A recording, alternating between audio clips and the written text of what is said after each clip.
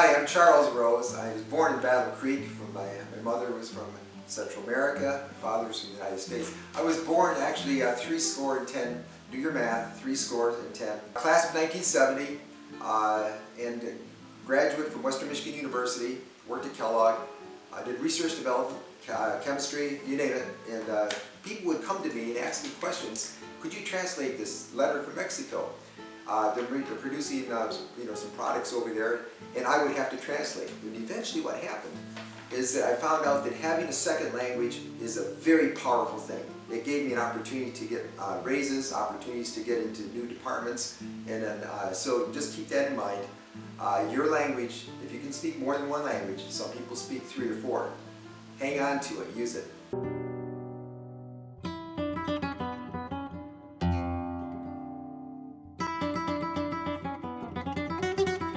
I have some experience in business. After I left Kellogg as a chemist and did a lot of work with, I worked in the chemistry department as an analyst.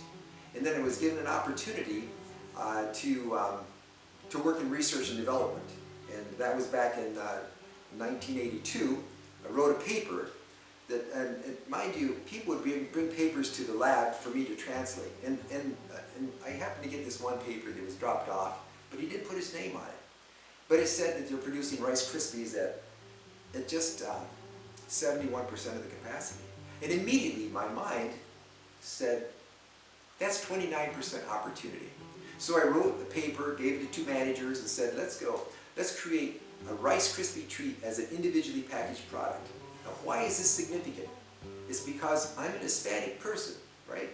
And it's rare that a person working outside of research will give an idea to the research people and to marketing.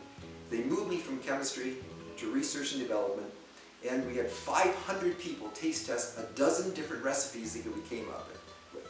I work with Roger Bossi, a brilliant scientist, and he lives in Battle Creek today. We're good friends. And what we did is we were able to take the 500 people, analyze the food, came up with 4 of the 12 were the winners. We took those to Seattle, Washington, and from that we came up with size, shape, and weight of the finished product, and we were able to package it and produce it. Made some changes with the formulation. It took some time, but we were able to go national within 7 years. Amazing thing. And then, most recently, Kellogg split into 3 different companies. And guess where the Rice Krispies treats went? It was the first product for the snack food division of W.K. Kellogg Company.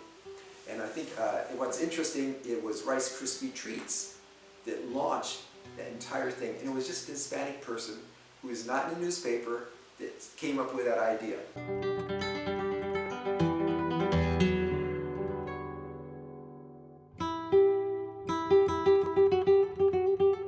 Back in the day when I was a kid, about 10, 11 years old, we used to pack cars with clothing, and we'd take it out to different encampments where the laborers were. Back in the 60s, Decatur and Bangor, and Keeler, Michigan, and also Hartford. And we would take sometimes 7 to 11 station wagons full of clothing to help the migrant workers. My mother said, la gente de México y de otros países que vienen aquí a Battle Creek, or in this area, the people that come here, they need clothing, they need things, but nobody's giving them any service. So she started an organization, and she called it La Asociación Hispanoamericana, the Spanish American Association. We became a 501c3 tax-exempt organization, and we did receive some funds, but mostly articles of clothing and things of value to give to the people that were working from Mexico. Interestingly, many of the families would want to come and move into Battle Creek. So they needed to have all kinds of things like not only clothing, but furniture, refrigerators, washers, dryers, stoves. They needed to, in fact, some even needed cars, believe it or not. And we were able to provide that for them by donations from people in the community. We would go to different churches, St. Philip Church, St. Jerome Church, and St. Joseph Church, the Catholic churches. Then some of the other churches that were around town, that we'd ask them and say, we are helping the migrant workers and the people who have immigrated to Battle Creek. And they would be very happy. So we're going to help the Mexican families. We're absolutely happy with that. So they just gave us an abundance of materials and goods.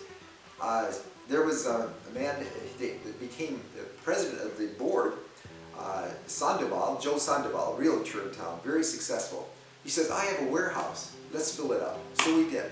And we gave all of that stuff away to people that moved into Battle Creek. And some of those families are still here from the 60s.